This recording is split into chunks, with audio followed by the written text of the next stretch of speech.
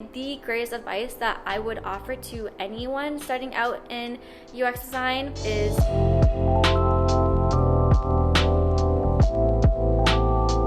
Yo, what is good? My name is Lizzie. I'm a self-taught UX designer.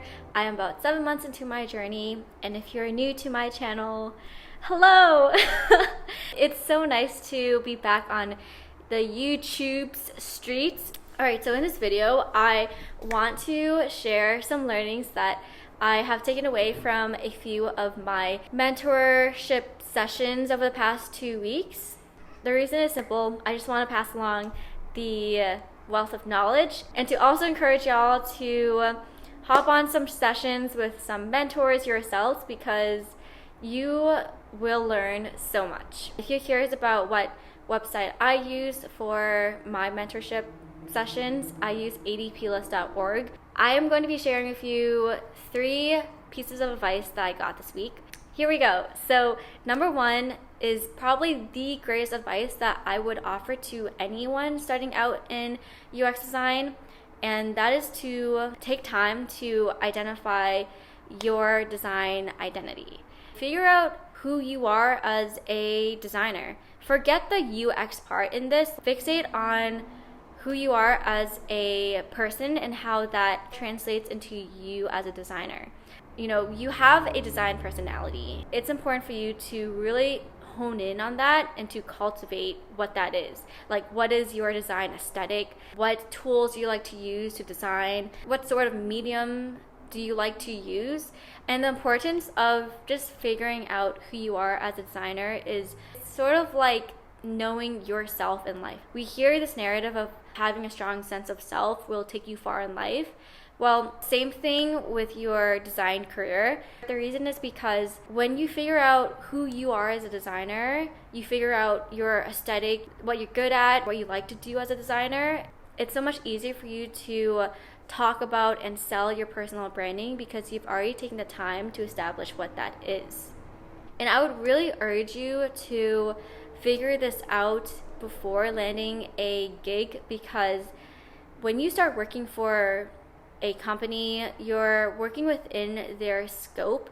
So this includes their pattern library. Whereas like right now, if you're a student like me and you're able to create these passion projects for your portfolio where you don't have constraints, where the sky is the limit, you could really explore anything and everything in the creative space. What this offers is an opportunity to be endlessly creative.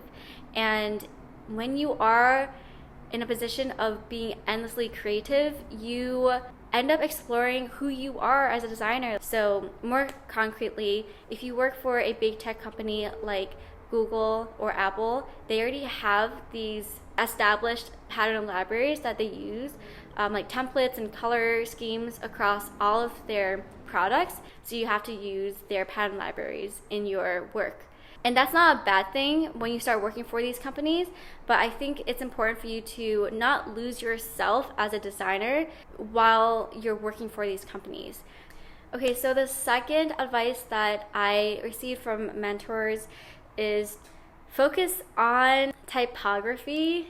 So this month I'm focusing all on UI, and that's actually going to be the focus of like my second portfolio piece. So I think just getting a good fundamental understanding of what is good typography and to build good design systems around good typography practice, I think that's going to set you up for success, especially as a junior designer. The way in which I am building out my typography skills right now is I'm reading up some Medium articles that talk about the standard practices around typography. I'll link that in the description box below. I've also just ordered the book Thinking with Type, and I will also link that book in the description box below. I'm actually on the waiting list at the library right now, so I don't know if I'm going to get that book by this month, TBH, but there's so many sources online in the meantime that I can use. The most important thing in practicing typography is to actually do it, like applying what you're learning from these readings to actual application. How I'm doing that is I'm basically just on Figma all the time now, like in my free time. Basically what I do is I will read up these articles, and then I'll also get visual inspo from websites like Dribbble and Behance, and then I will then try to copy them on Figma. What I mean by copy is to just recreate them. And no, this is not plagiarism because this is just practice. Basically what I do is I'll have two windows. One is like my blank canvas on Figma, and then I'll have a visual example that I want to recreate. And so what I'll start to do is to just like try to recreate it. And then after I have successfully recreated the example with like the font, the spacing, and the hierarchy, all of that good stuff, then I'll start to mess around with like the font sizes, the tracking, color, and try to just like turn what I have created into something new. And I think like just actively practicing typography and visual design in this way, you start to curate a design eye. You'll not only be able to design better designs, but you'll also be able to identify bad designs. And also like I think that's how I've been able to track like my progress with my visual design, is like I'll look back at some of my previous visual design work and I'm like, oh, that's shitty because that hierarchy is so off. The spacing is inconsistent. There's no design system here. When I start to have this narrative of myself, I'm like, oh shit, I'm learning. I'm like growing as a developer. As a designer. So I think practice definitely does make you a better designer. So I would encourage you to also do that with typography. All right, so now my third advice that I received from a mentor that I want to share with y'all is to just have fun with it.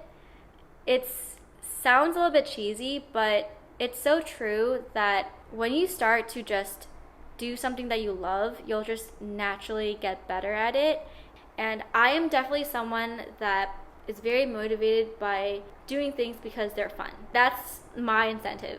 So over the past few weeks, I talked about being strategic about my portfolio and making sure that my second portfolio piece is geared towards the industry that I want to UX for.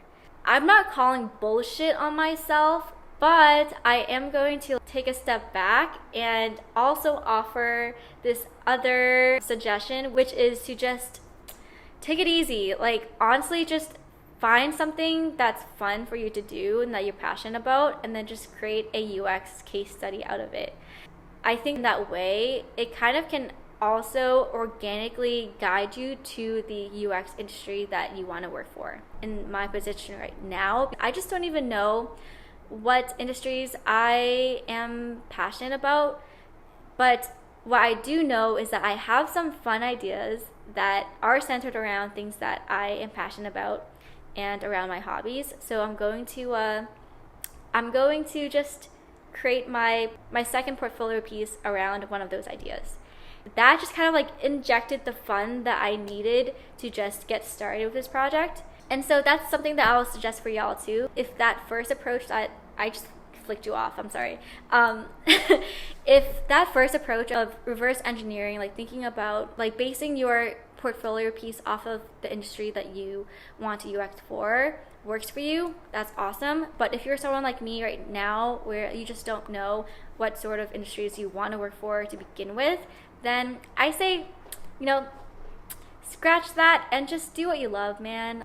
I think that an adage that I live my life by too is just like do what you love and all else will follow. If I can adopt that adage to my life holistically, maybe I should also just adopt that within smaller micro things within my life, like a portfolio project. That's my new approach on it. So now you have 2 strategies to your portfolio. Okay, so to close out this video, I want to have a heart-to-heart with anyone out there that is trying to break into UX design right now. Listen, it's been hard. Just straight up. I've been at this for 7 months now, and I still feel myself getting these waves of self-doubt of, am I even good enough to break into UX right now? especially because it's like the season on LinkedIn right now where people are just posting about getting opportunities, internships, and jobs at these really great companies. Naturally, I'm like, oh, word, like, yeah, I'm not there yet. I think like it's important to just like actually take a step back, to breathe, and just be like, I'm gonna run my own race. It's actually really fucking dope that these people got to where they are, and to also acknowledge that like it probably took them a lot of hard work and talent to get there.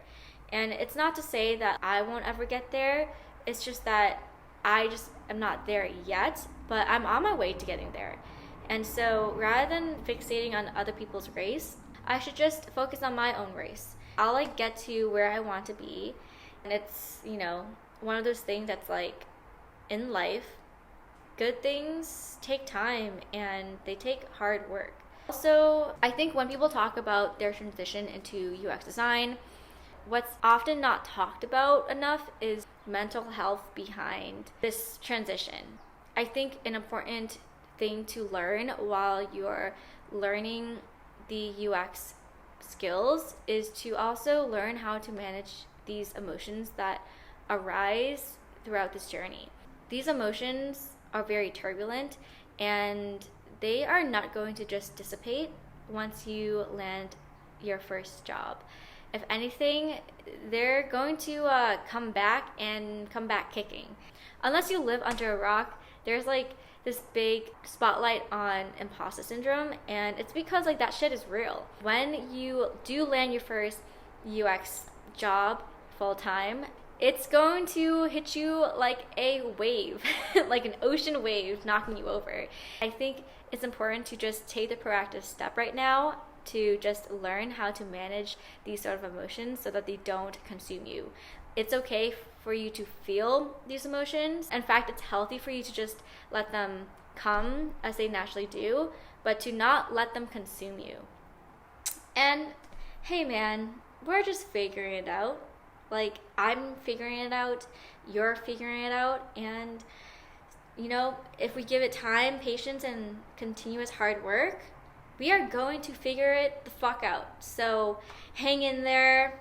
If you want to continue connecting on these sort of things, so feel free to leave me stories of, you know, your transition into UX design in the comments below.